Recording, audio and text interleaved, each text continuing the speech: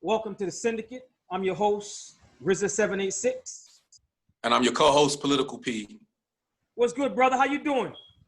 I'm good. Long time, man. I know it's been a minute. It's been a minute. You know, we're going through a heat wave right now. You feel me? Yeah, I hope things cool off over there in the States. They need to cool off. It's been in the 90s like all week. Wow. You know? Yeah, well, over here, it's also pretty hot with humidity, but we used to it because we got a bunch of ACs up in the house. You know what I mean? Like everywhere we go. So yeah, had those problems. Right, like yeah. you mean like central air? What do you mean like central air? No, we don't got central air. It's just mainly like, it's kind of like built-in ACs. Okay. Where you can, you know what I mean? Like, it's kind of like just wall ACs. Not wall, but window ACs, but mainly wall. But it's not connected to a central air system, no. Okay. Some places got central air, but, these villas mainly, anything's been built maybe 20, 15, 10 years ago. Even up until now, they're still having wall ACs. It's just... Right. Yeah. Right. Okay. Mm-hmm. Yeah, but we just chopping it up today. We got so much to discuss. You feel me? True. So much to discuss and so much ground to catch up on. But something that I believe is an issue that we really need to go into more detail on is the whole issue of repatriation to the continent. Being that we both have traveled extensively to and from the continent, and you being on that side for more than 2 decades, I really feel that we have to give our people a more balanced, not only a balanced view, but also concrete steps they should take towards, if they do want to make that move, more realistic concrete steps. You feel me? Yep. So let me. So what do you think? Give me some feedback on that. Give me some feedback. I mean, you are. Well, I want to give a first of all. I want to give a shout out. I want to give a shout out to Ashkari Abdul Wahad, and I think his channel is, what is it, Mortada? I know he got Bowtie Chronicles. Right. Then we got another one. I kind of forgot about it, but shout out to the big homie. We're gonna be interviewing him soon.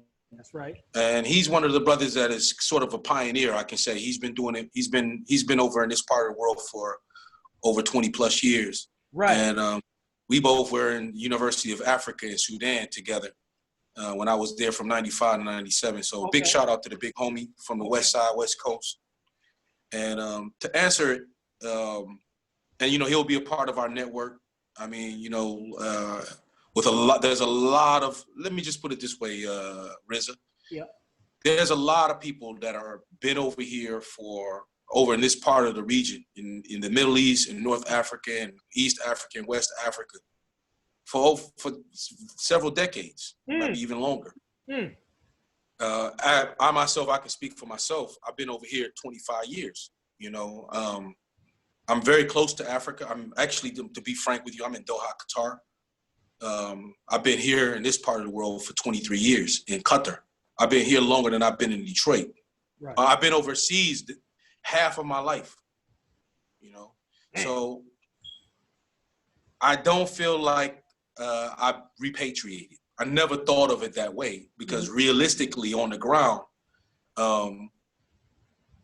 when we look at our belief and what we believe on, there are people who help, the helpers, people who, like, to take as an example of our Prophet Muhammad, peace and blessings be upon him.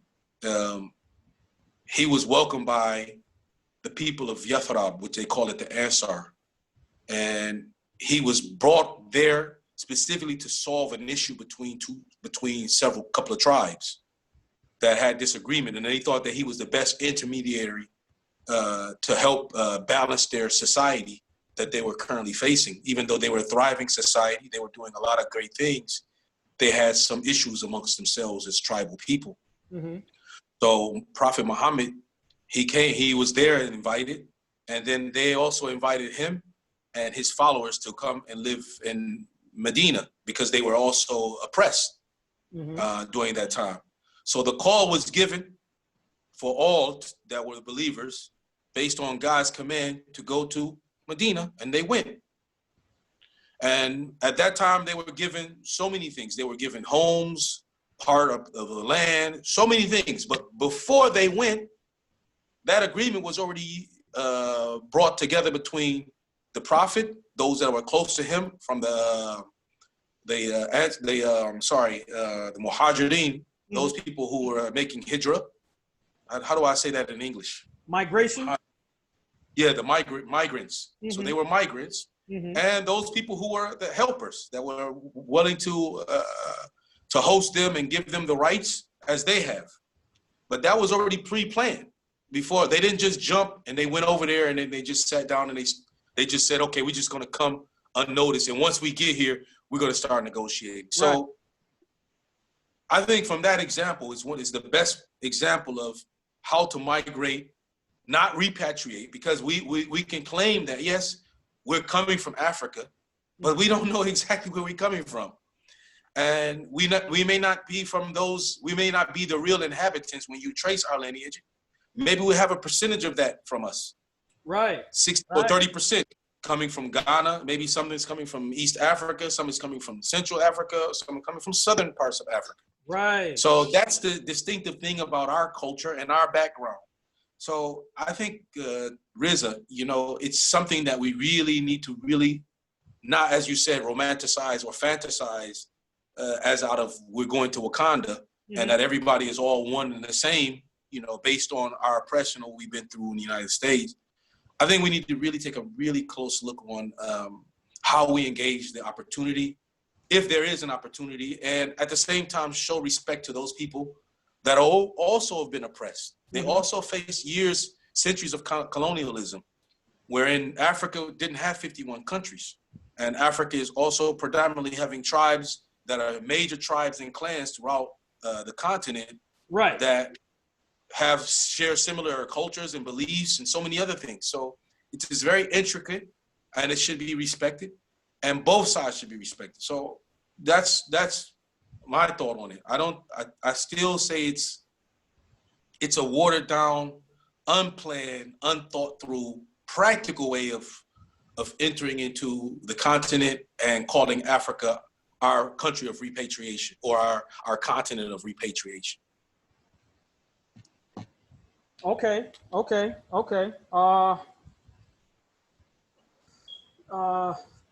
Interesting.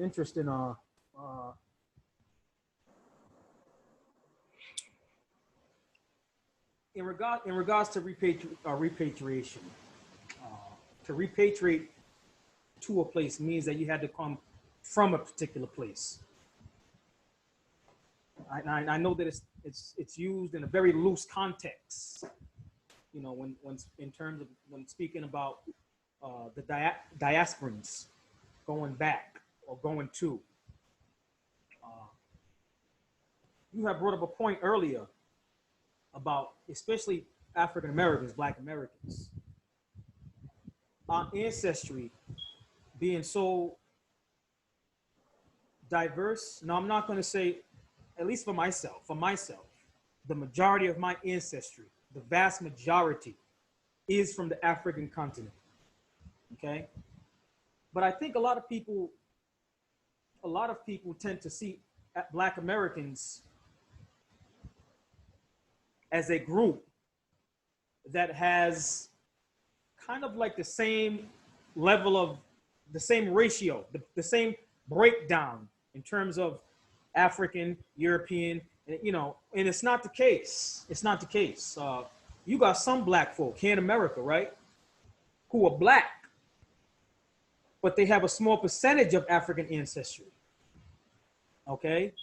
You see, when you talk about America, in Black Americans here in America, I can't speak much for the Caribbean because I'm not down there, but United States, continental United States, you had groups of Black people, okay, who were already living here who were classified as indigenous people before they brought Africans over. And this is, now you have groups on on YouTube. I'm not affiliated with any of those groups. I'm just speaking straight knowledge, just from my family and from literature and archives and things of that nature. You had indigenous tribes that were black. Okay, so it's like how that relates to the whole DNA thing. I don't know. I really don't know. There's still much research that needs to be done on that, because I'm gonna give you an example. The Aboriginals in the Aboriginals and the blacks in the South Pacific who are black with woolly hair, look just like us. They don't have the same. They have in regards to DNA, some branches that doesn't connect them to Africa. Yet they're black people with woolly hair and the whole nine. So, I've noticed a group bashing people who are saying that they're solely indigenous. I don't agree with that side either, but I can't totally ignore it. Okay, I can't totally ignore it. So we're a mixture of different kinds of black people here in the United States. Now, as it relates to repatriating, anytime you move from your place of origin to a foreign country, I don't care, anywhere in the world, anywhere. People are talking a good talk, but when it really gets down to it, if you become too successful and you don't have any kind of backing, people, they're gonna be looking at you sideways, and you're gonna become a potential target. This is any society you go to. I mean, this is not just Africa. This is Asia, the middle, anywhere you go to, and you get in amongst those people, and you start to rise, and they're staying there, and you're not intermarried with them and things of that nature, you're gonna have problems. You're gonna have problems. Political. Now. Yep. Now you've been all over Africa, Can you break down some experiences you have had regarding tribalism, because they do see us as another tribe. Yeah. Well, I'll never forget when I was a student in the University of Africa. I came to Sudan in 1995. And when I stepped down, I had a recommendation letter with me towards the university, but I forgot it in New York, and it was never faxed over to me. So when I got there, of course, I kind of had a clue, but I didn't understand it to that level where they had a doubt on who I was, because I'm an African American, coming from the United States, just jumped on the plane and came over to Sudan for what? Okay, it claims that I'm coming there to study Arabic, but based on their political situation with the United States, they have a doubt. Like, am I infiltrating? Am I a spy? All these things that came to in mind. So when I got over there, finally, with some hard work and God's blessing, I was accepted into the University of Africa. Then there was actually, when I first got there, the first person I met was Ahmed Maceo Eldridge Cleaver, the son of Eldridge Cleaver. Oh, wow. And yeah, so he kind of like showed me around and things like that. So I did notice a big welcome and a big acceptance from a lot of Africans, because there were people from the University of Africa, from all over Africa. But I didn't understand that they received me so well because there were certain things that they thought I had, like my clothes, money. So they stuck to me because they felt that they can be dependent on me and giving them something. And they were being nice. But once after a few weeks, that all ran out, and they saw that I didn't really have any value. They sort of kind of like dwindle off. You know, it's kind of like there was a kill, and the lions came and they did the kill, and then everything else, including the ants and the flies, after its bones, everything just disperses. I don't mean it in that way, but you know, practically that's the way I felt at that time. So then they started to look at my value. Like, okay, since I don't have any value, there was other Americans that were there. And unfortunately, we were always looked down upon. We wasn't really organized. We didn't show that we were organized. And previously, the group of Americans that came before as a group, they were welcomed with open arms, but they just left and they disappeared. So we were not on good terms with the university as a society, as a group. So eventually we started to come together. I started to encourage, I got our brothers from Texas and with some brothers from Louisiana, brother from Baltimore. Some of them agreed to open up, to start American Muslim Student Union. So, because I noticed in the university, every culture, every tribe, every country had their own student union, Muslim Student Union. Mm-hmm. And I said, well, you know, they're recognized because they identified themselves. So I said, okay, well, I think that's the best thing we have to do in order for us to have strength. Well, when any new American come, we can take care of him to make sure he gets in the university. We have to comply to those international rules. We should have an American Muslim Student Union. And for a lot of other African and non-African Malaysian countries, they saw that, like, you know, these guys are going to establish themselves as an American Student Union, like American Muslim, that just doesn't go together, Muslim and American. So finally, in the end, we accomplished to get the money. It was a brother from Philadelphia, Abdulaziz. He got the money to start the American Muslim Student Union. We got the stamp, we got the letterheads. And prior to that, you know, people looked at us like slaves.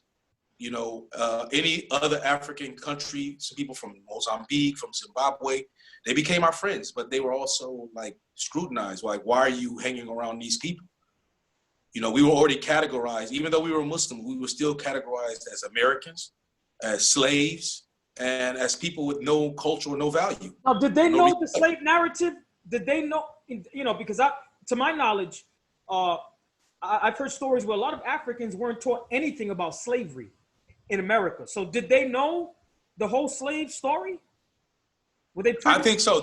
I don't think they knew it in detail, but they believed that we were slaves, full stop, and that we're not really Africans. A lot of them, that's the idea. We're not Africans. This is number one. Number two, we're Americans, and at the same time, we were slaves. So we have no value. You know, we have no values. We have no morals. You know, we're just about having parties, and, you know, this is what they see. They've seen the rappers, you know, Tupac, and, you know, all this stuff was, you know, women shaking their butt. And so they looked at us as people without values. So for us to say we're Muslim and we're going to have an American Muslim Student Union, that changed the narrative a bit. When we became an American Muslim, I got pictures of that. When we became an American Muslim Student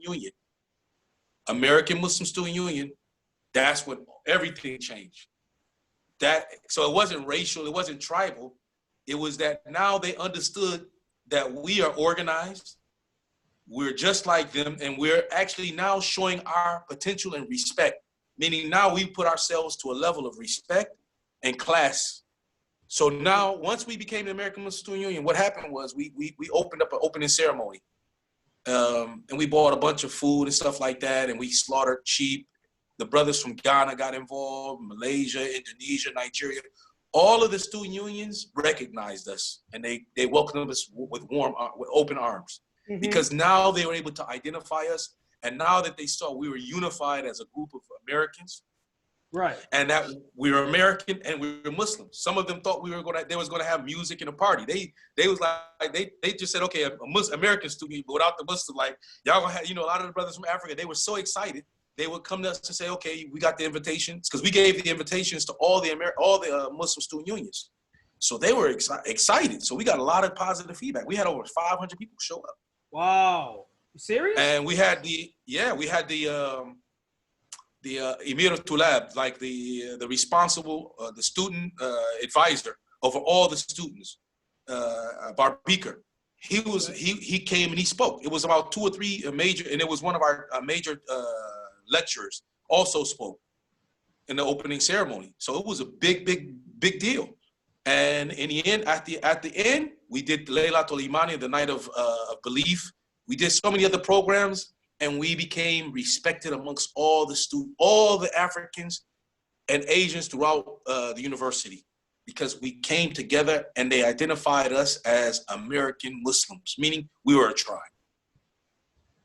And we were now classed as a higher at the top. We were like the best. Okay, so now what put y'all at the top versus when you first got there? And then looking. Well, what put us at the top was that we organized ourselves. They knew we're Americans, but they had this idea that we couldn't organize. We would never get together. They didn't see us as a community organized together, stuck together. Okay. You understand what I mean? They saw us more as individual. Like I told you, when I first got there, they would come and shake me up, take advantage of me. And then after they see I don't got nothing, you know what I mean? But where's the other American brothers to support me? So we were not welcome within our own society because we didn't have ourselves organized. So once we were organized politically, because that was the key. It wasn't that when we were together, we were also together, we were coming together, but we were not considered as a legal American Muslim student union. But once our charter and our stamp and our letterhead, and we were accepted by the university as a student union, we're Americans. So they like, whoa, these guys, they did it. So that means Black people are organized and they have some power. And now they have a potential and they understand the potential. So now we're going to respect them. We have no other choice. Because why? The university is going to respect them. Everybody's going to respect them. No one can touch them. That's power. So let me ask this then. Okay, would you say there was a difference between how students treated y'all versus like the middle class? Because I'm gonna give you an example, like the nation, and like they used to roll through Africa all the time. Different Black politicians had established certain ties with had established ties with certain African countries. Do you think it was more of a? Go ahead. Well, do you think it was more of an age thing? Because y'all were young students and you were dealing with other students versus, well, y'all were African Americans, Black Americans. Well, let's put it this way: for the university, they got afraid. They was afraid. I'm gonna be real with you. I'm telling you facts now. Okay. They would have an informant, not an informant, but direct Sudanese spies, that works for the government. They would come to me in my university, in my dorm room, to talk to me and ask me what's the new projects I got. They wanted to even put money. They would fund it just to put their nose to know exactly what my target and what I'm trying to do. But they cannot shake me up like a lot of students from the university, like the Ethiopian Muslim Student Union. There was a guy named Jabril. He was studying to be a doctor, and he was in the university. They took all of his stuff. They thought he was a threat because he was bringing the Muslim from Ethiopia together and identifying that they have a history as Muslims, and that a lot of this history that they're having, Sudan is taking. This is facts. So what they did, they saw him as a threat. You know what they did to him? Because he's Ethiopian, they took his locker, all of his clothes and all of his belongings, they put it in a bag, and they interrogated him and they kicked him out of the university. But for me, the school administration? School administration with the government. I'm talking, you have, CIA, the CID works, what they call the CID, the likes of the CID, national security. Okay. They're also watching us. They're observing us. So what they can do to those brothers from Africa that are far more smarter than I am, that are well more organized and know exactly what they're doing and their potential, they can be taken advantage of immediately. The government can take them and stop them and kick them out of the country. As an American, they can't do that. Right. So now the government became fearful. They were afraid. And they were trying to even find out if I'm having sex with other women, if I'm drinking. There was one scenario. I'm telling you facts now. Wow. They're trying to I'm get giving you you on anything. facts. They're trying to get you on anything. I'm giving you stuff that Ascari, I'm gonna put some other brothers that can vouch. They can tell you the story. They can tell you the stories. Right. There was a brother from New Orleans. His name was Muhammad. I don't know where he's at. I love him. He was a young brother, man. And he was like out there going and getting drunk, smoking weed, doing the average things that Black Americans do. And I got wind of it. And I was like, what are you doing? So one time my wife came to come see me. My wife was a two-star officer in the military, in the police. So I didn't go to visit her, and I didn't visit her in maybe like 2 weeks. I think I had exams or something like that. Okay. So I was in my dorm room reading the Quran. And someone came to me and said, somebody's at the gate to see you. So I went to the gate. So my wife was there. She was like, well, my soon-to-be wife was there. She said, why don't you come home and visit us, because the mom and everybody's wondering where you are. We were engaged at the time. So I was like, okay, sorry, I just been caught up. So I went to go visit them. So when I got there, she told me everything. She told me when she got to the university gate, she asked for me. The national security brought her to their office in the university, and I didn't know there was national security in there. And they asked her, why are you with this guy? She said, I'm gonna marry him. She said, they said, are you sure you want to marry a guy like that? Spitting venom on me.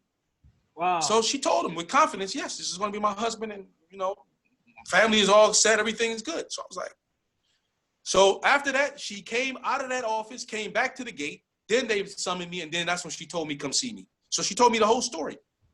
So when I told her, explain to me exactly where this office is. So when she did that, I think the next 2 days, when school started back again, I went back to this office, I found it.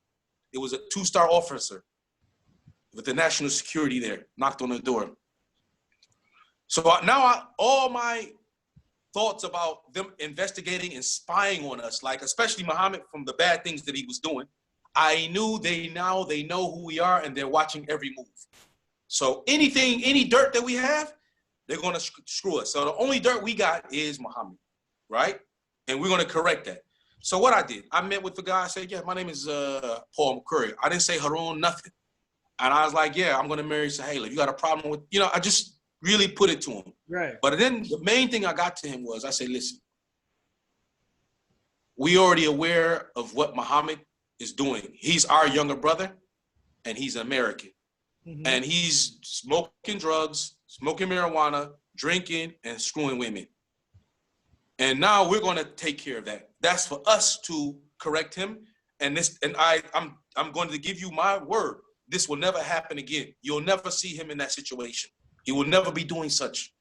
But at the same time, he is going to these houses, and the people who are owning these houses where all of this nonsense is going on are police officers and generals in the government of Sudan. Wow.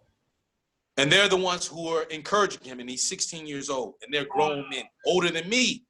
So I'm going to correct my people. I'm going to allow you to correct your people. So don't be biased because they're from your people. You're going to overlook their faults. I'm not going to overlook mine, but you can't touch them. Don't touch mine. I'm not going to touch yours. I'm going to clean up my mess. You clean up your mess. The guy was in shock. He could not speak. If that was anybody else from another country in Africa, they would have been thrown in jail and deported or whipped or beat to death. Damn. So what I mean to say is, Mortada, Rizza 786, is if we only understand the strength we have as a people, what we're claiming that we're leaving, based on what our forefathers died and sacrificed their lives for. Right. We think we're going to go back and not face problems and difficulties and challenges and racism in Africa, in Europe, that's right. Anywhere in the world, we're going to face it. Our problem is we don't identify I don't like to keep saying tribes, but we are a distinctive tribe. We are a tribe that can accept anybody. Right. Fact. You're half caste. You may look white, but you got a little bit of black. They denied you. We welcome you in. We accept you. Right. Right. Hands So down. when we see the color, we open arms. But over in Africa, it don't work that way. They laugh at us. So we have to know that, first of all, we have a value. And that value is also in organizing ourselves and just saying, look, what we already have in America, in the politics and whatever's been built over there, if we are businessmen and businesswomen, we can influence our politicians. We're giving them a green light. We have people that are industrializing from away from in black societies in Atlanta and Detroit and so many other places in the urban society. We're allowing people from other cities and other states and suburban areas to come into our city and build their products and services and export it out. And none of that money goes back to the community. So that should start there. It should start there. Then when we organize ourselves as a community in the United States, city, towns, now let's say, for instance, a small town. Let's say Rhode Island, Providence.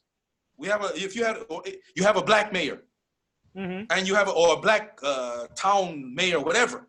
If we are organized, that town mayor that represents, let's say, 5,000 people, we can go to Africa, we can go anywhere in the world, and based on his word and what his credentials are, we're going to be respected to that small of a level. Right. So that's what I learned out of that, the whole entire thing, Riz, is that we have to identify ourselves and organize ourselves governmentally, recognized in America. That's our trademark. Once we got that trademark, and it's an American trademark, say, hey, this is how we want to work with you guys. We're not asking to repatriate with you because, it's unfair. It's justified. It's injustice that you already, as an African country in Gambia, has already been extorted, already been oppressed, colonialized, murdered, similar to our strife. So our problems, you're facing the same problems. So why don't we collaborate? Right. Why don't we help each other out? Right. We have some strengths. You guys have some strengths. We have our tribe. You have your tribes. Exactly. How can we sit all the tribes down together and then dictate on that we all, as all tribes, we win? So if I go to Ghana, I want to go to Ghana and say, okay, please, with all due respect, where are all your tribal chiefs? Government, even though the government is ran by one particular tribe, I don't want to just talk to the government. I want to talk to all the tribal leaders. And I want to play gullible, but I have my tribe, but I don't know what's going on with all of you guys. So when I come and assess and say, okay, but I cannot do that as political P. If I can do that with a team of really our elders, business elders, spiritual elders, and political pointers, those people that we are supporting in the political, but we use all of those strengths. That's how we're going to get recognized, Rizza. Right. That's the only way they're going to believe in us. But if I go over like Malcolm X, I go over there like the Nation of Islam, Farrakhan, they're only going to look at us, okay, they respect it, that we have this kind of bravery that we can face the U.S. government, right? And, say the right things. But when it comes to implementing, when it comes to really solving the problems of two, nobody's gonna, they can only lobby. Farrakhan goes all throughout Africa, may God bless him, is a lobbyist. He's a lobbyist. He's only speaking, he's a great leader, but he's a lobbyist. If people support Farrakhan which a lot of them are not doing. So if you have politicians like Obama, once before, he really supported Farrakhan. So for certain reasons, they're not doing that. They're weak. But if you had political people that are like from the like what is this called? The Congressional Black Caucus. Those real advocate people, and they're supported by real Black businessmen and women, and they go over to Africa with a planned program. I'm telling you, we're going to be respected. But we're coming over to Africa with just our suitcases. Mm-hmm. Shame, Rizza. It's a shame. We have to blame ourselves. Mm-hmm. We're already high above than what we think we are. Mm-hmm. Mm-hmm. Where do you stand with I think an effective way at us integrating and collaborating at a very, very grassroots level with our African brethren is through intermarriage, not through business marriages and fraud and green card. No, like real deal, straight, legit marriages that are building families. You know what I'm saying? Where do you stand on that? Yeah, I think it's a good idea. I think it's a good start. It's a really good start. I mean, of course, I'm married from Nubian people. You know, my wife is from Sudan. She's a Nubian. So of course, like, man, you know, my kids, I'm just like, they love me. The family loves me, you know? And they just look at me as a family member. So that's deep rooted. You know what I mean? Like, if we wanted to start off on the grassroots, you know, our women should marry their men and their men should marry our women. That changes the game. Right. That's a no-brainer. Do you think it made a difference in your experience over there and with fellow countrymen? Yeah, you know, not just that, you know, like, to be frank with you, man, like, all the Africans that I met, a lot of them brothers from different countries, I find a bunch of love, nothing but love. That's the difference. I have to really, truly be, you know, fair. Like, yeah, regarding the Sudanese people and me marrying from amongst them and allowing for me to marry from amongst them, it's like, man, you know, like, to understand the way I understand their culture now, it's like, that's a hard thing to do, where a person comes from, you know, from far and beyond, and then you marry their daughter with the knowledge that possibly they're going to take your daughter and send her all the way over to another country with a whole different culture. That's a big fear. Right. So for them to take that risk and to say, look, you know, we believe this guy is honest and we're going to give our daughter to him. Right. That's a big gift to give. You know, so if Africa is opening the door, you know, to marry from its women and men, I think that's the biggest gift Africa can give to us as Americans coming over. That's the biggest gift. Right. That's the real repatriation. You know what I mean? That's like, you can't run away from that. You know what I mean? I mean, like, that's a no-brainer right there. Absolutely. So I think that's the best way to say repatriation. Absolutely. I mean, that's why I stand on that whole issue. We'd cover so much ground intermarrying. And if you really peep game, right? If you really peep game, people, that's what they did in the ancient times. Matter of fact, we don't even gotta go back that far. We always talk about the Europeans, right? And all their devilishment. Well, check this out, because you can extract wisdom from anything. One of the things they did that was very integral to them being able to dominate trade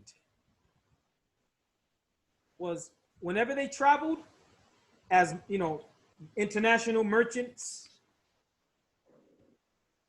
and they set up trade unions and trade lines between several countries and continents, they always took on women, local women.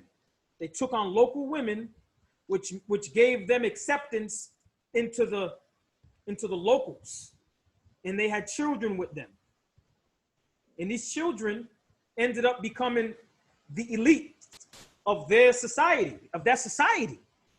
You know what I'm saying? Like they didn't just go to these places and bring their women with them and just no. That wouldn't have been intelligent. They went and they got locals and they integrated into the locals. So, but that's that whole. I'm only mentioning that because that's what a lot of people can relate to. But that was a common thing across the globe. The Chinese did the same thing in Southeast Asia back in the 1300s. Because in those days, you had the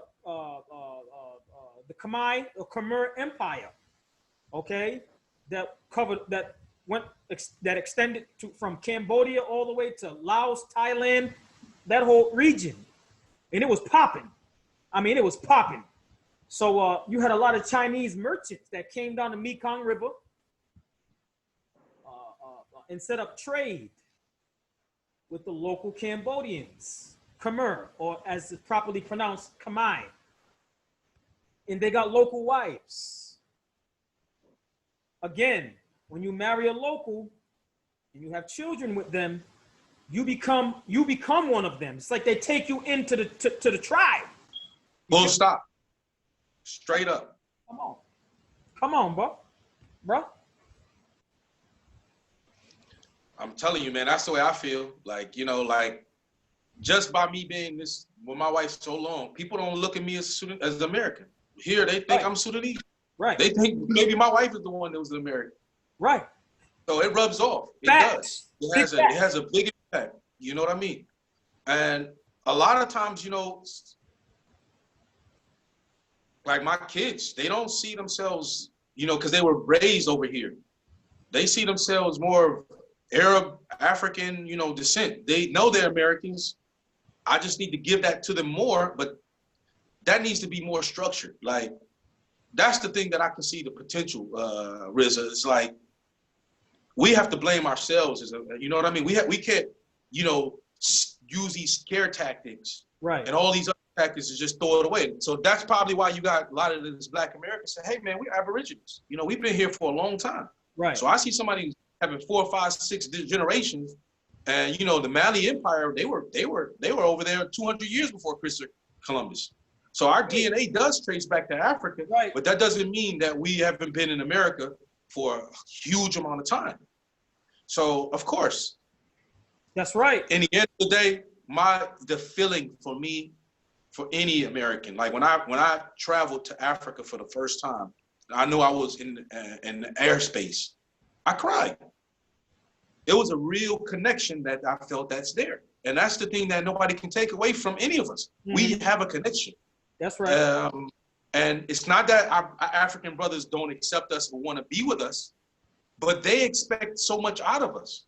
And I think if we are prepared to go over there properly, we don't have to go over there like those who went during the time of repatriation from in the early 1800s. That was that the government forced their hands on those people from Liberia to take these people in when they felt that no, they're not Liberians, they're from Congo. You understand what I mean? Mm-hmm. So we don't want to come in there, you know, like pushing our weight on people. We want them to, like you said, we want to marry from amongst them. We want to have dialogue from them. We want to be able to have political influence and business influence on both sides. So it's not that we're just coming to take. Well, when they can come, yeah. Chiming in on the real quick on the Liberian situation, a lot of the so-called Liberians, a lot of them did intermarry with the locals. You know what I'm saying? I think with that, again, we have to digress to class, and people like to ignore class as if it's nothing but a pecking order. In every segment of society, there's class. Every segment, you can't escape it. You can't escape it. It's no different than when the Prophet, peace be upon him,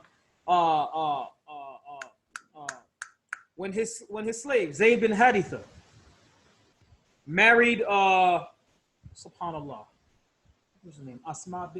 I forgot her name exactly, but being that slave, that Zayd was a former slave. The sister the sister married him at the prophet's request. She wasn't really feeling that, and the marriage didn't last. It didn't last because women are hypergamous. Women are hypergamous by nature. They want to marry up. That's just natural. It's a part of security. You feel me? So that's class. That's class. So with the Americo-Liberians going into a society that was quite, I call it like a clash of civilizations. You know what I'm saying?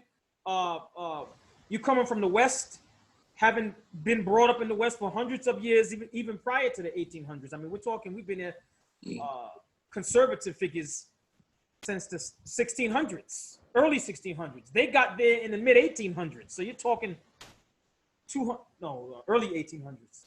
Sierra Leone, the early 1800s. Liberia, a little bit later. So, but you're talking 200 plus years after our introduction to the United States. I don't want to go off on that tangent because we could, but so you're talking about people who have a certain culture. They have a culture now. They do have a culture. They have a different religion. They have a different attire. They have different mannerisms. Obviously, this is going to cause some friction. It's going to cause friction. So the slave trade was big in Liberia.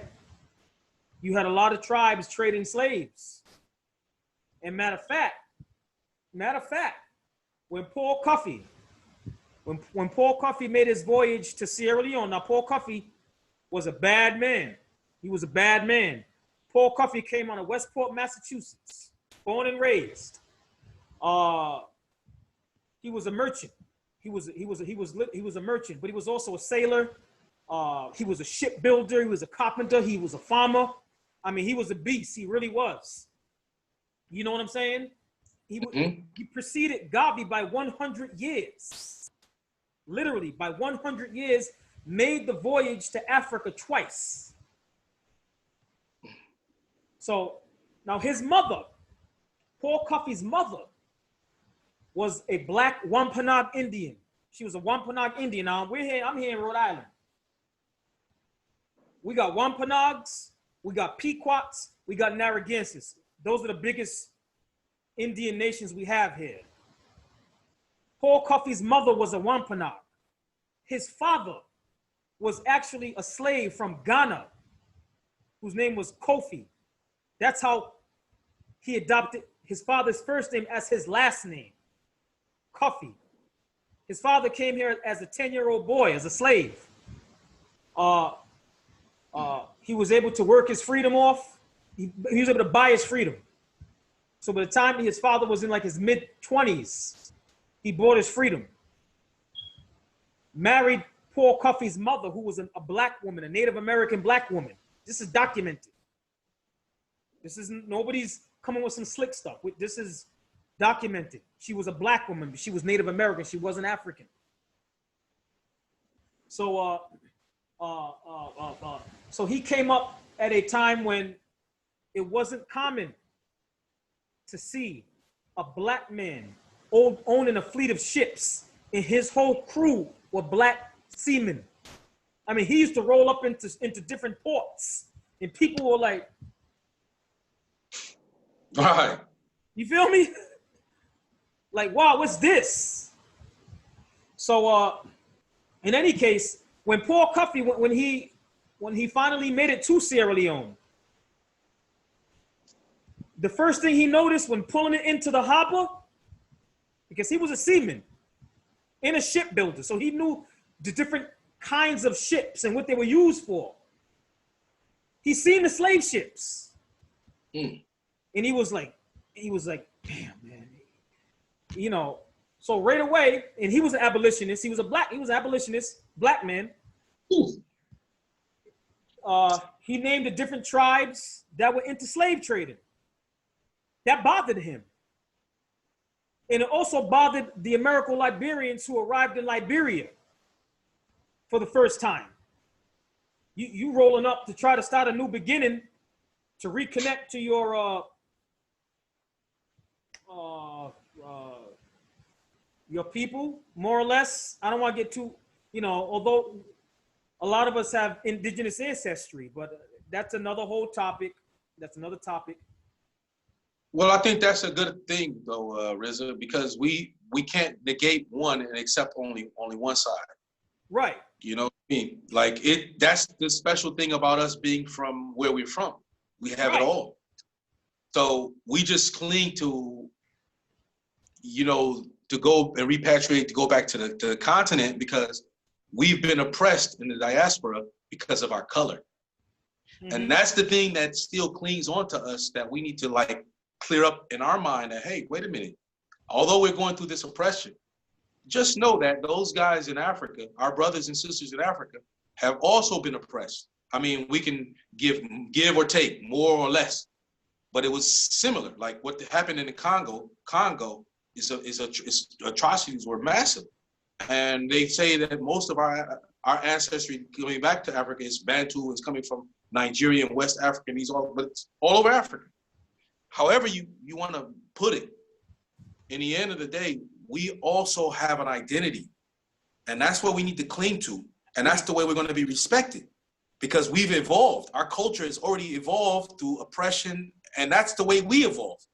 And we're fighting the major powers. Like there's no other African oppressed country or people from the diaspora who is ahead of the game in all aspects than we are as African Americans.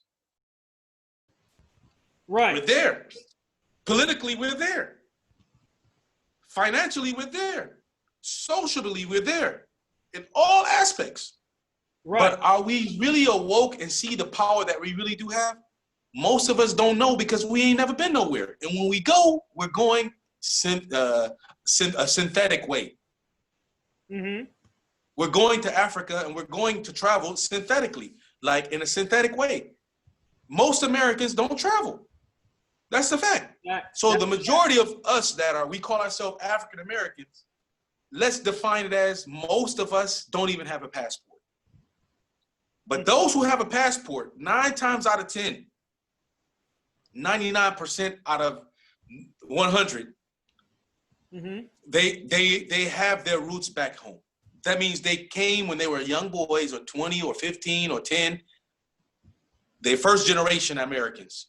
They know their mothers are Nigerians and Ghanaians. They know where they are, where they're from. They know their tribes. They can trace back to them. But in our situation, we've already been integrated, like you've given Paul, what's his name? Paul Cuffey. Paul Cuffey. His mother's Aboriginal. She's a Native American, Black sister. Right. And the Ghanaian brother was a slave, but he bought his freedom and he planted his seed there. Right. So that's the connection as you give it. Right. Right. So if we can preserve that and we know where we come from, we have so much things that we can pull out of our bag and demand something for us. Not so much demand, but we can play a more pivotal role worldwide. Political P. Yes. You just mentioned something. I want to chime in on. You just mentioned something about how we as a group could actually work together and further Africa and our relationship. Paul Cuffey, this brother was bad, man. We're gonna have to give a talk just on him. We're gonna have to give a video just on him. I swear, this brother was bad. When he got to Sierra Leone, right? He organized the first trade union for Black merchants in Sierra Leone. He called it the Friends Society.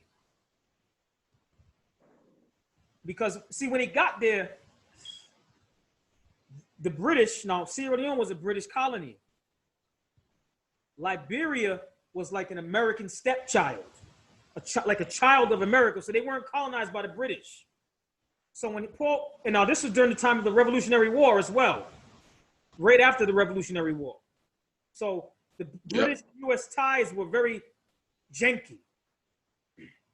So Paul, when he got to Sierra Leone, he was met with a lot of opposition. Like the governor of Sierra Leone, who was British, they were hating on him. The British merchants didn't want to deal with him. I mean, they made it that difficult for the brother. So through diligence and hard work and tact, because the brother had tact, he was able to get through temporarily enough to be able to sell his goods. Then from there, he had to go to Europe, to the UK, to England, to get special permits so that he could trade in Sierra Leone. He paved the way. He really paved the way for a lot of us that we have no knowledge of him. And we got to pay homage to this brother because it's a part of our history that we have to reclaim. Like Gabi didn't set this off. Paul Cuffey, his main goal was the upliftment of Black people here and in Africa. This is what he wrote in his autobiography, his memoirs. He wanted to see the advancement of Black people in America and in Africa and working hand in hand. That's beautiful. That's the best. I think that's the path we need to be talking about going down. Big facts, big bro. Big facts. You know? So you brought a good point up. And I believe that's our goal and what we're about. Now, Paul Cuffey could have just said, you know what, forget about America. Let me just take my whole I got ships, I got a fleet. Let me just take my whole family and uproot and just go to Sierra Leone and stay. But he didn't.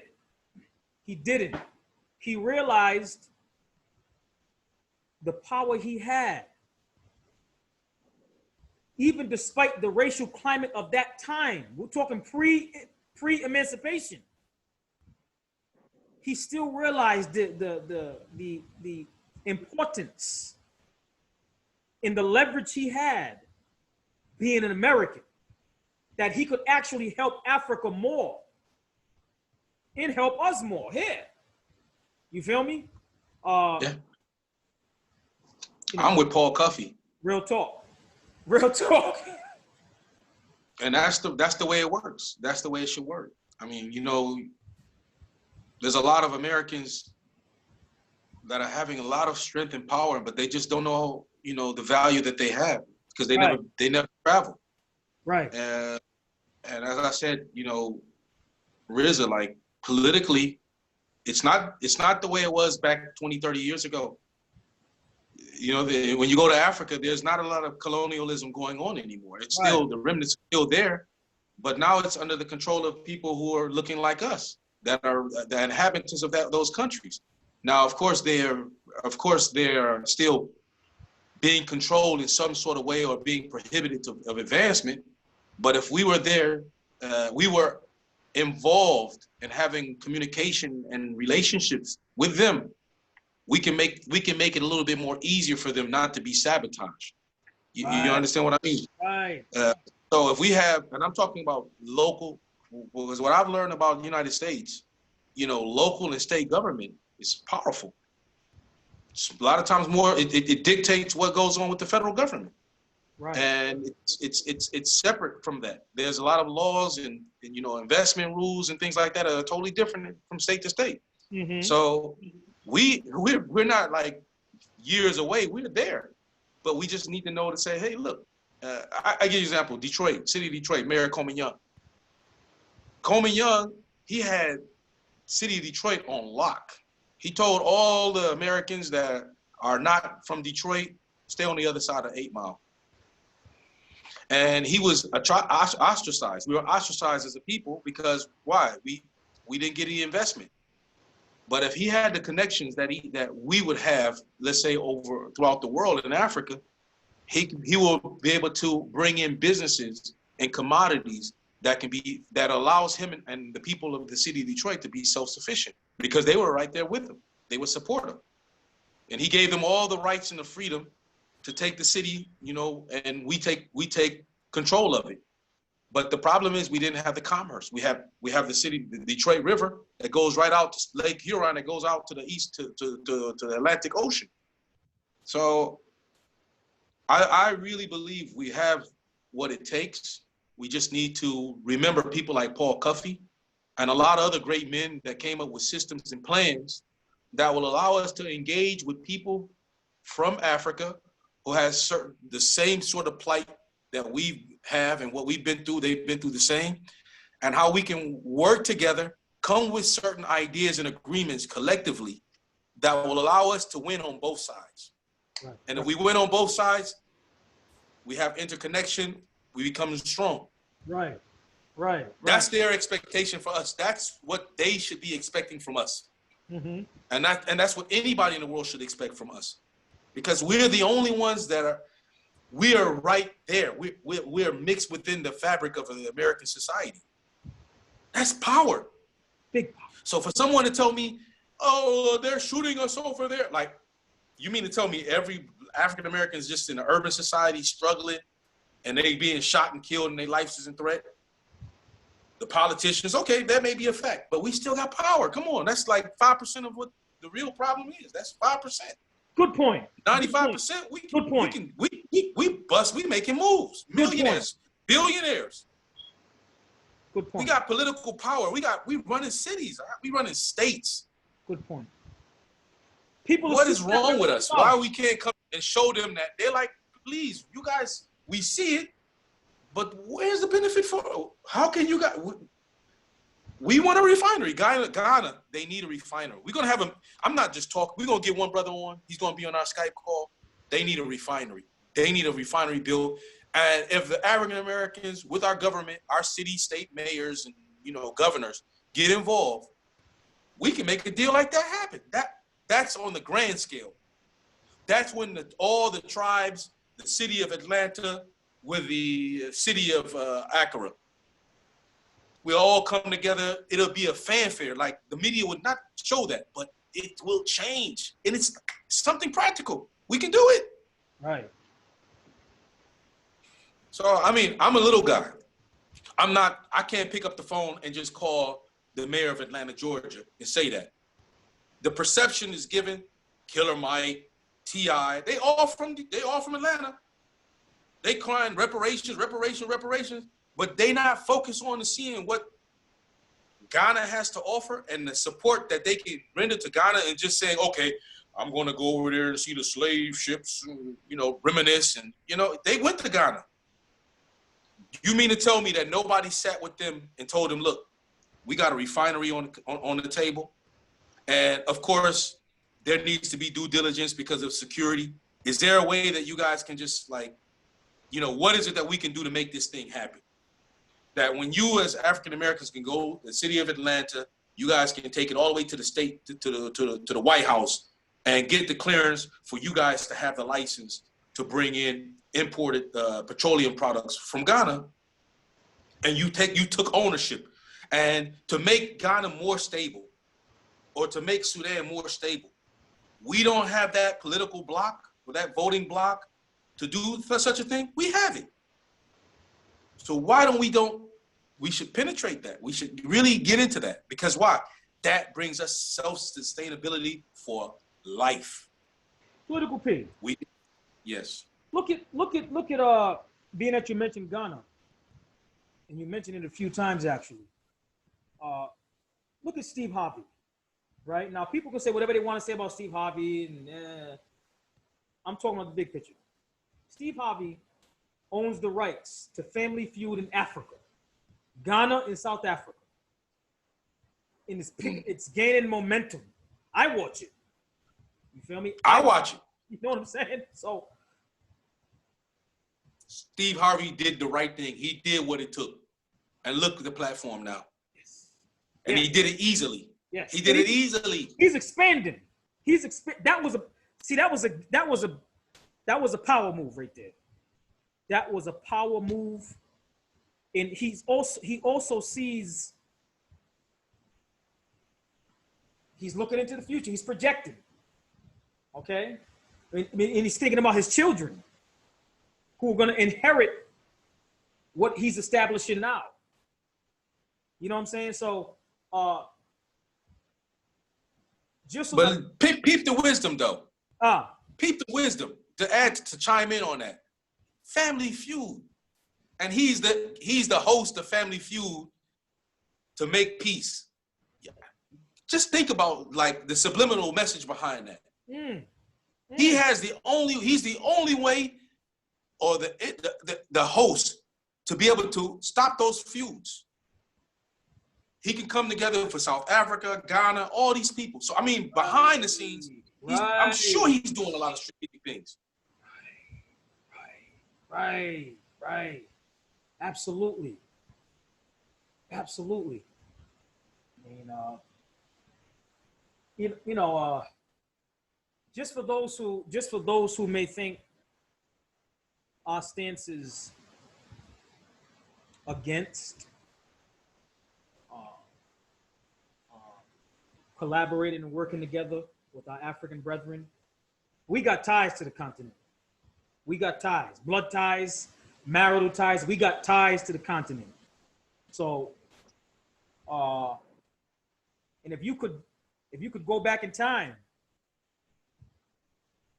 25 years before the internet even really jumped off, we were already in the Africa thing. Like Africa, you know what I'm saying? The whole nine. Yep. You remember Haruna with Sheikh Korede? I mean, even before that. So, I mean, this is not new to us, but we're also not against we're not against the idea. We're not against the idea, but we're saying let's be more strategic, black folk. Let's really, really be more strategic. Some of you go, some of us stay, and we working back to back. Okay, you got a commercial farm? All right, what do you need? Some tractors? Some excavators? We got you. Make a phone call to brother so-and-so. Hey, listen, we got our folk over there in Gambia. They got about 1,000 acres, man. Because see, like we also got to think in terms of technological advancement. You're not going to need 1,000 people, 500 people to work a farm anymore. It's not like that anymore. Okay? Farms that are really making good money are using machinery, man. Okay, now there are other ways where you could employ locals. Okay? And that's where, like, for me, like specialty crops will come into place. You know what I'm saying? But you're not gonna employ 1,000 people on a big, huge commercial farm. That's backwards. That's backwards. There are still sustainable ways to do small scale farming for like local farming for the family and for the community versus like farming for export. Okay, that stuff you need equipment, you need machinery. Okay, you ain't gonna hire the whole town. We gotta stop thinking beyond that. Really, even here in the States, even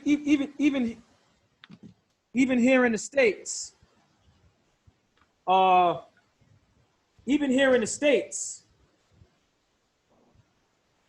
in terms of the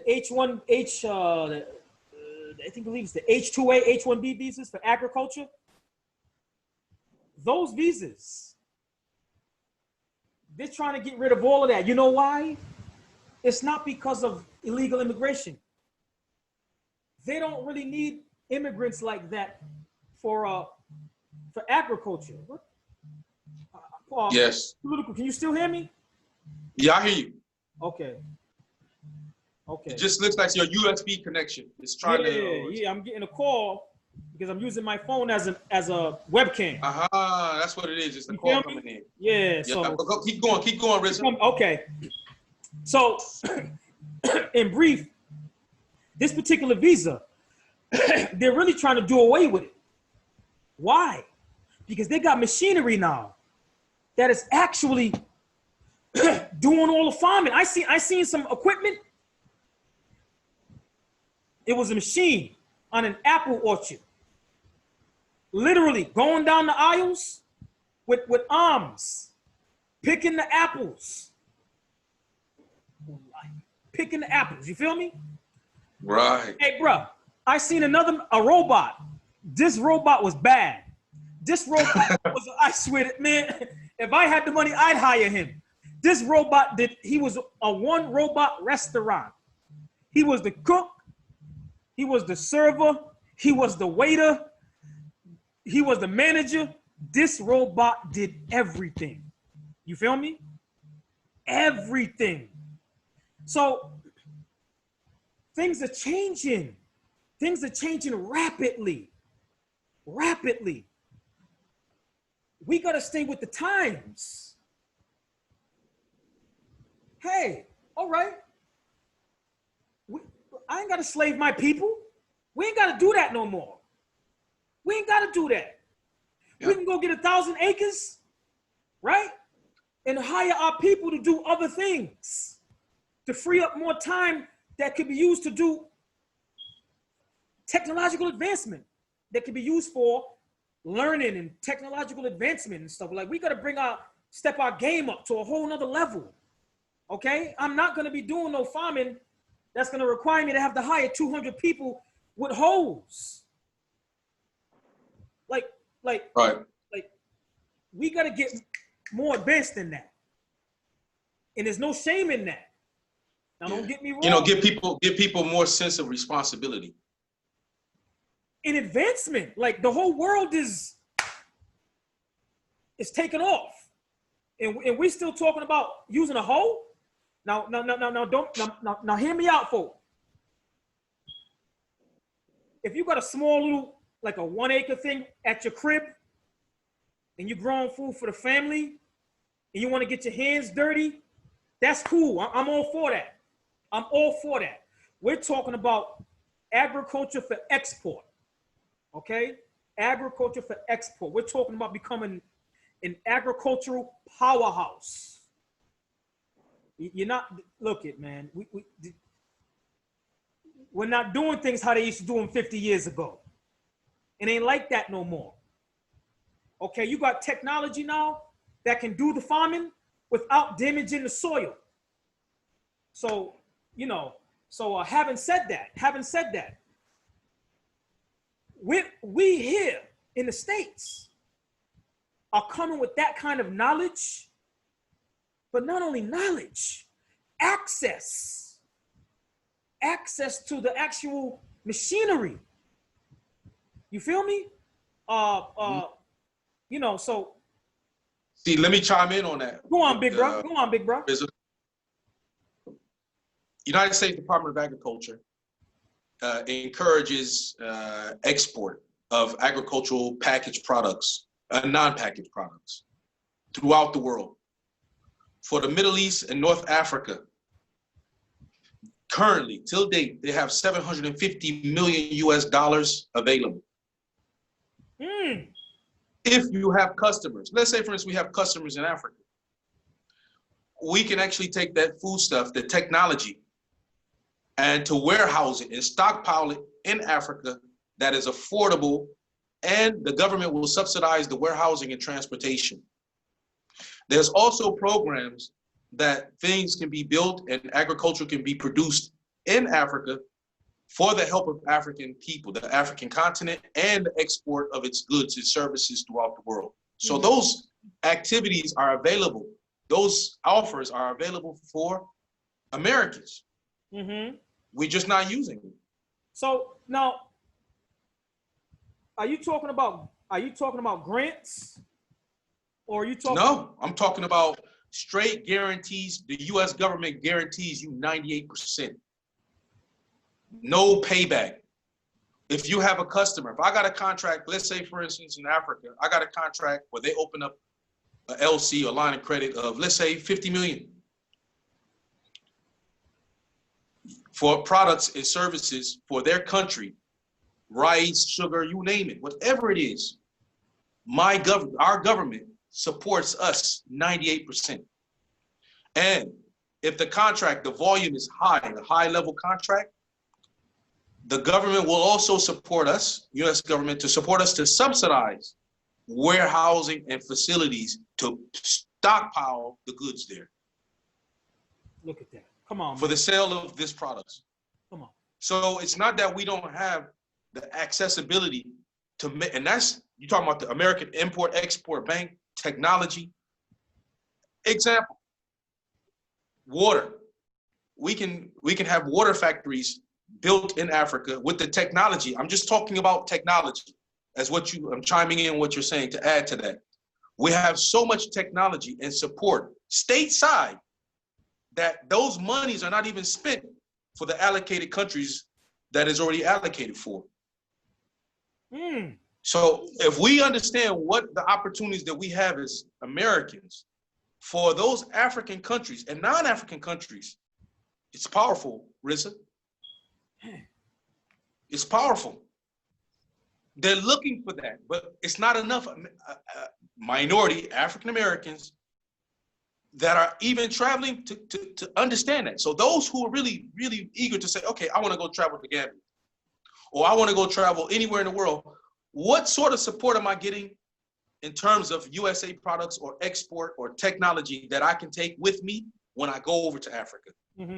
I shouldn't go over there like, oh, you know, I'm a migrant, you know, I've been killed and shot and we've been oppressed. You know what I mean? Please help us. No, we don't. We have so much more to give. Right. But to utilize the resources that we have and what belongs to us, and to be able to give and receive at the same time. It is more closer than we can ever imagine, Rizza. It's facts. And I think this is what our show is going to really be about. That's what I was thinking. It's like, man, we're not just here just talking and putting in our content, you know, but we really want to start doing things. We really want to start showing that, hey, yeah, this is the things that we're saying, the jewels that we're dropping. We should be able to really show that. We should be able to say, okay, let's get something popping. Right. We're not to that magnitude in the United States where we can probably reach those heights, but there's no harm in trying. If I try to reach out to Jay-Z or any of these people, I would never get a connection with them. It would be very difficult. Right. But I'm not really relying on that. What I'm relying on is what kind of relationships that we have and we can build in a strategic format. Right. If we start having funds and we become prominent businessmen, it's closer for us to get connected with our government officials. That's all I care about. If I have $1 million, if I have $10 million, or 30 million, or $5 million, $1 million, 500,000, I can actually reach out to the city mayors and and political people in the United States to teach them, pay for their trip, to bring them over to Africa and show them how we get down. Because I got the experience of doing it. Right. And it's easy. We never treaded those paths. People like Paul Cuffey is a pioneer, but he's unheard because nobody is taking from what he's done and moving ahead with that. That was killed with Marcus Garvey. I mean, literally, those brothers was like, man, we going in for on a real, like we really want to hit it. This is the right time because now there's remnants of colonialism, but a lot of these countries are independent now. Right. And they're looking for this opportunity. We're the only ones who can open that opportunity for them. And they're the ones who can help us in opening the opportunity for us there and here. So it's collaboration, brother. Real talk. That's right. We can do it. That's right. That's right. That's what gives me the anxiety, Rizza. I've been over here for 25 years over in this part of the region. That's the most anxiety that I have because I know the answers. I'm not the most smartest guy, but from my experience and being amongst cultures and people from all walks of life and living amongst so many nationalities, man, we're sleeping giants. Seriously. So we're coming over our expectations are, it's like with them, we have very low expectations. We're just hippies talking, I'm gonna go back to Africa. We're hippies. We're coming off as hippies. That's just what it sounds like. It's not gonna last. That's just what it sounds Our like. kids gonna wake up and say, hey, I'm getting off this farm. I'm going back to where the civilization is. Because it's not the people in Africa who we can blame. We got to blame ourselves because we came up with this romanticism, as you put it, Rizza. Right. To go over there as we are colonial, and they will look at us, oh, they're just colonial, they're just the children of colonial power. These Americans, look at them. They're not us. Political people. Even Africans don't want to hear that. Africans do not want to hear that. If you come in with that talk, they don't want to hear it. Because they themselves are looking into the future. You stuck in the 1800s, my G. Like, they're looking into the future in Africa. They on iPhone and Insta. I mean, it's they understand the trend. It's popping. They're more business savvy, more social conscious savvy than we are. They know about our history more than we do, a lot of them. They know we got the potential, but they look down on us because they see we're not together and we're not putting ourselves in that level of their expectations. I think the ones here, I don't think the Africans on the continent look down upon Black Americans. I think they actually look up to Black Americans. I think the ones that come, because when you get here, now you're trying to fit in. Now you're trying to fit into the right class. It's all about who you're on top of. So people tend to, because we're easy targets, and people tend to throw us under the bus because it's easy to do that because we got battle fatigue. We got a lot of battle fatigue, man. We've been on this front line 400 plus years. Taking these blows. But I'm gonna keep it real. I'm gonna give a shout out to Ghana and Gambia, dude. They showing love, huh? Yes. They show real love. Like, my neighbors and friends that I know from Ghana, like my son, his best friend is from Ghana. They grew up, they were born in the same year. They were babies together. You know what I mean? Like I got really close ties to, I love Africa. Like I'm gonna keep it real. One of my best friends. Matter of fact, his father just called me yesterday. I missed his call because I called him last week. He's Liberian, born in Liberia, but his parents came from Ghana, right? I'm talking, I was 8, 9 years old. I was the only friend his father allowed in the house. Nobody. He didn't allow nobody in the house. He was very strict, and he didn't even want his son playing with other people, to be honest with you. But when it came to me, oh, Mackie, yeah, man, I was up in the house eating pepper soup, palm butter, all that stuff. You know what I'm saying? 9 years old. Right. You feel me? Yeah. But regarding the Gambia, Gambians, in the context of West Africa, Gambians are some of the, wallahi al-adim, Gambians are some of the most straightforward, best group of West Africans you're going to find. They're honest. They're straight. Yeah. My godfather's from the Gambia. You know what I'm saying? The guy right now who's my godfather, up in your father, Sokar Hotep Jamil Abdul Salam, Sharif Abdul Jamil Abdul Salam. You know what I'm saying? He's my godfather. He was my first. But my spiritual guy is a Gambian, Sheikh Lassana Jabati Bansan. He's right in the Gambia. So we're not like folk. Like we there. We are there. We are there on the ground. And we got boots on the ground. Like make a phone call and it's on.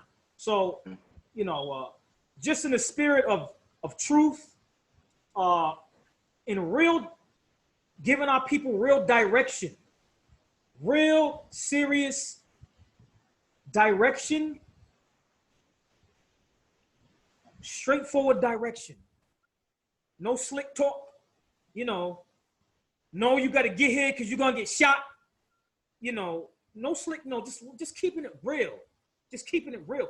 There are a lot of opportunities, like Political Pete just told y'all. But it's a process. It's a process.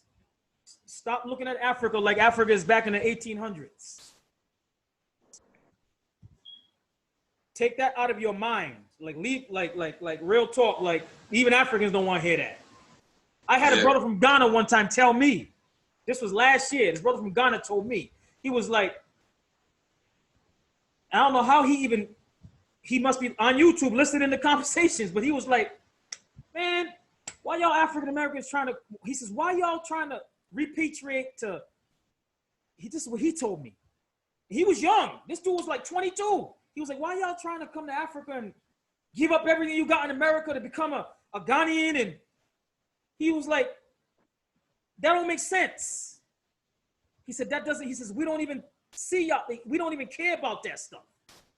He says, you're better off staying an American. We'll listen to you better, he said. He said, we'll listen to you. You're more credible. Versus coming with this, like, the return of my children type of a thing. We're dealing with psychology here, man. Mindset. Yeah. You feel me? Hey, I remember I was in an undisclosed area, and I was chilling with the brothers from Ebo. So shout out to my man Manuel E Money, Lalus, and I forgot the other brother's name. But these dudes, they took me in. John Kennedy. These guys, they took me in like a brother. Like, they was tribal people from the Igbo tribe, but man, right, they had my back. Right. So, they're gonna be but they also sat me down and was like, you got power, and you're an American. This is what you need to be doing. You know what I mean? Like, we know you, we accept you, we win, but you the man. Right. Don't come off this way. Don't deal with these other people this way. Deal with them like this. Because if you deal with like this, we got your back. And in the end of the day, you representing us, because everybody know you're on that platform. So you need to be doing the right thing, because we're gonna back you. We got your back regardless. But you're more powerful than us. You can actually influence and do certain things that we can't do. Right. So man, it was a big wake up call for me. Shout out to them. E Money. You know what I mean? This dude was talented. He was a rap. He rapped. He did everything. These guys are intelligent. Come on, man.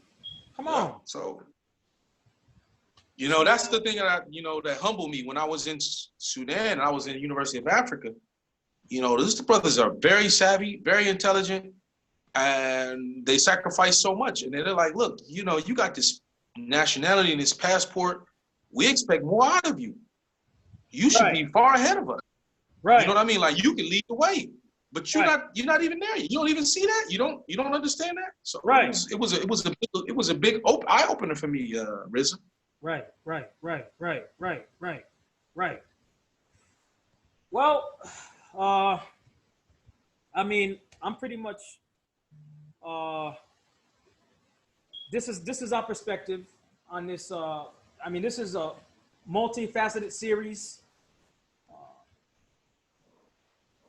Myself and Political P are going to be touching on some other issues regarding this whole idea, this concept of repatriation. But nonetheless, Political, you want to, you got any closing statements? Or? Yeah, the only thing I would like to just, bring it to you guys' attention that, it's something that we just not want to just talk about it. We really, really are on our way to start organizing ourselves to the point where we can start building and start networking on real-time situations, opportunities that we can take advantage of and we can actually start monetizing from. And I think this would be a lesson for all of us that there is some action, there is a potential that we have.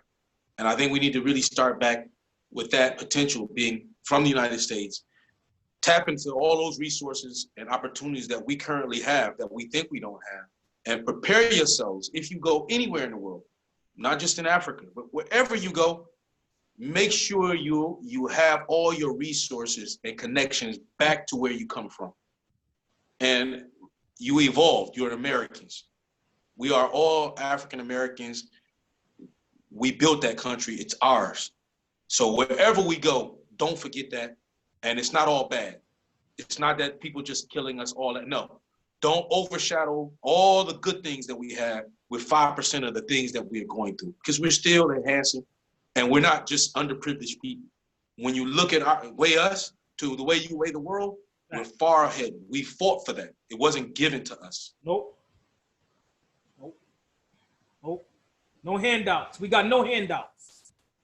Exactly. So remember the resources, chime in on those resources, tap into those, to technology. all the inventions that Black people have done over the years, all the American universities that we have, historically Black colleges and universities, the industry, the technology, everything that we've actually advanced to, and we're continuously advancing on. Tap into that, what your specialty is. Think outside the box. Don't go to Africa looking for a job, always teaching English and thinking that you're going to get a job and work for someone. That's not what we need to do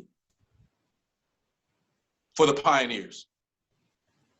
That's what's up. That's my closing, Rizza.